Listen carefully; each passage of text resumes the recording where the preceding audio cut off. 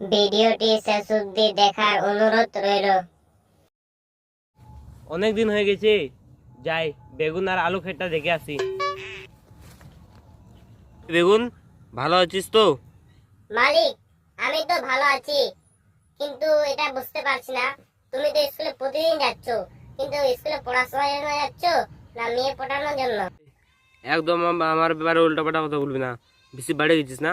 আমার ব্যাপারে উল্টাপাল্টা কথা বলা বলবোই তো আমি, তোর মতন খেপা চোদা। আমাকে দেখ, আমি কোথায় বাস করি, আমার চারিদিকে জঙ্গল লেগেছে।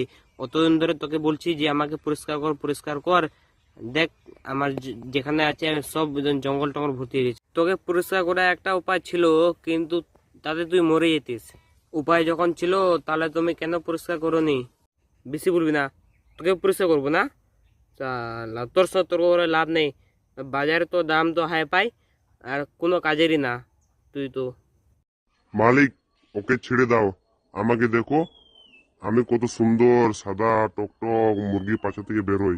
হ্যাঁ, এটা তো জানি আমি, তুই তো মুরগির পাশা থেকেই বেরোস, তাহলে কি মুরগির মুখ থেকে বেরোবি?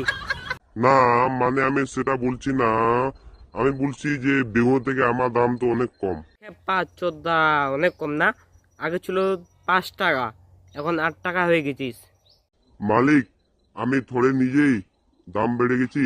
ওই যে কি না ছিল পশ্চিমবঙ্গের মমতা বন্দ্যোপাধ্যায়, ওই তো কি নিয়ম করে দিচ্ছে যে প্রতিদিন সেন্টারে ডিম দেওয়া। কথাটা তো তুই ঠিকই বলছিস, কি করা যায় মমতাকে নিয়ে। তো বন্ধুরা, আজকের ভিডিও এখানেই। ভালো লাগলে লাইক কমেন্ট করে দিবেন, আর নতুন হলে আমাদের চ্যানেলটা সাবস্ক্রাইব করে দিবেন।